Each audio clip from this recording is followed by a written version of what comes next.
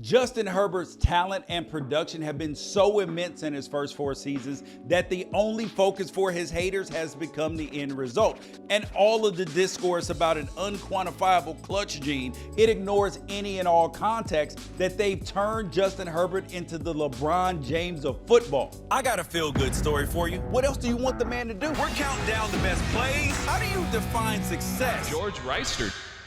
Last weekend, the Los Angeles Chargers lost their 16th one-score game since the start of the 2021 season, and the usual suspects came out of the woodwork to ignore the drop passes and defensive failures, and they put the blame squarely on Justin Herbert, because to some, the only stat that matters is a win. And just like LeBron James, Justin Herbert is somehow being judged against the success of the best to ever do it at his position. And at 25 years old, Herbert is being held up against guys like Tom Brady and Patrick Mahomes. But unlike LeBron, there was no Sports Illustrated article calling Justin Herbert the chosen one. He wasn't even the first or second quarterback drafted in the 2020 NFL draft. The thing that has driven these comparisons is his production, because Justin Herbert is 2nd overall in yards and 4th overall in touchdowns since being drafted in 2020.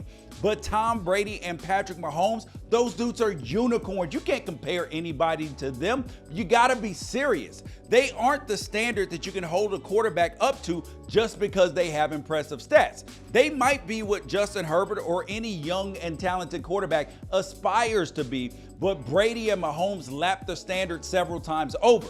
And just like the greats in any other sport, they didn't accomplish what they accomplished in a vacuum. Michael Jordan had Scottie Pippen and Phil Jackson.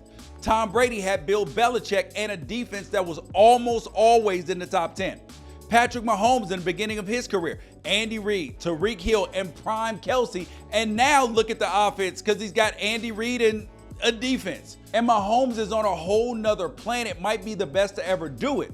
But what does Justin Herbert have? He's in his 4th year, and the Chargers are about to have their 4th consecutive season of being 21st or below in scoring defense. Tom Brady only had 2 years in his whole career where the team scoring defense was in the bottom half of the league. And even then, it was 17th in both 2002 and 2005. It was never in the 20s. But what did Brady look like when he had to carry those subpar defenses on his back?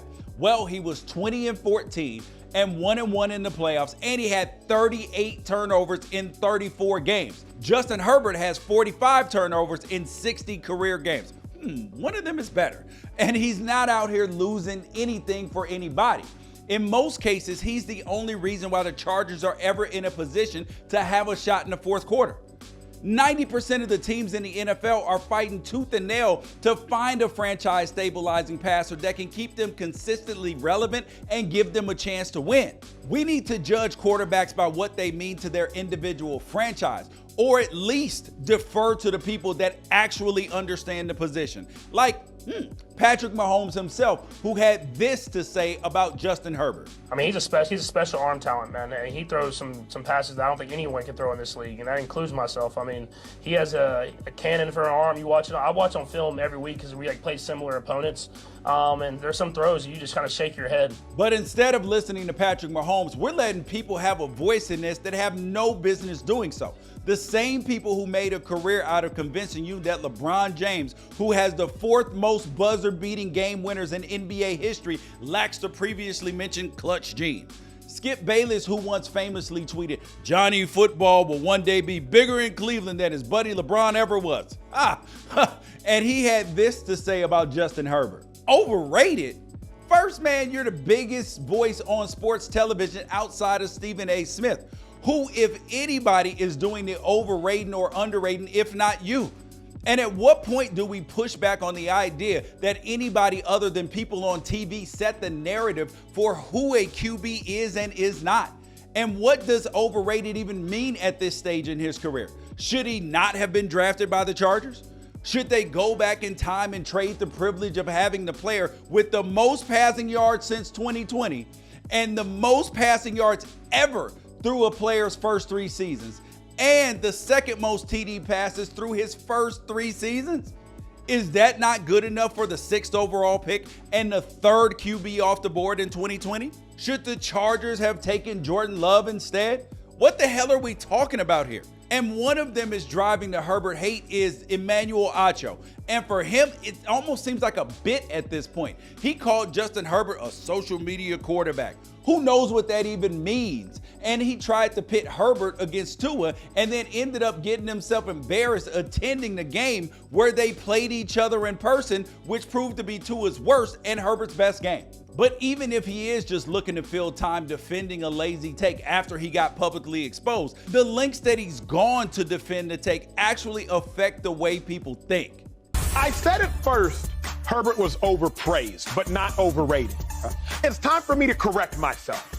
Justin Herbert is both overpraised and maybe the most overrated quarterback in football. Justin Herbert in his career is 27-28. If you include the playoff game, he is 27-29. He's a losing quarterback. This season, he is 2-4. They are not on the brink nor the verge of making the playoffs in his fourth season. He's on his second head coach. If it continues in this trend, he will be on his third coach in 4 years. Now we're blaming Justin Herbert for coaching changes?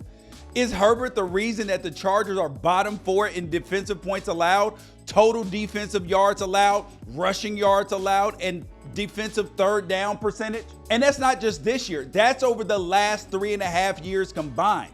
And if there's one valid complaint about Justin Herbert, is that he will throw an interception with the game on the line. He's done it enough for Ed Werder to point out that Herbert has thrown 13 interceptions in one-score games in the fourth quarter of his career. That's bad, I'll give you that. And it might make you think that Justin Herbert lacks the clutch gene.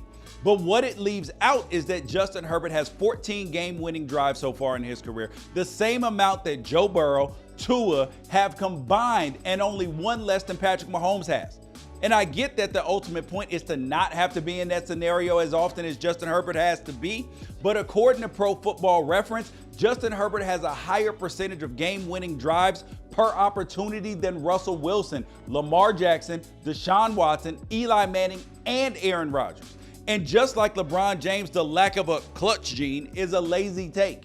And also, like with LeBron James, you don't want to find out the difference between what it looks like with Herbert not on this Chargers roster. Remember 2010 through 11, the Cleveland Cavaliers, who subtracted one player from the previous season? They went from 67 to 19 wins and being second to last in both offense and defense. That's who this Chargers team is without Justin Herbert, the 2010 Cleveland Cavaliers. I know it, you know it, and Herbert's biggest haters know it too. So why not just drop the act and enjoy one of the best young passers in the game, trying week in and week out to overcome Brandon Staley's inability to be the defensive specialist the Chargers hired him to be? Because when this team gets a head coach who is as serious as Justin Herbert is talented, we're going to remember everything every attention-starved talking head had to say. Let that sink in.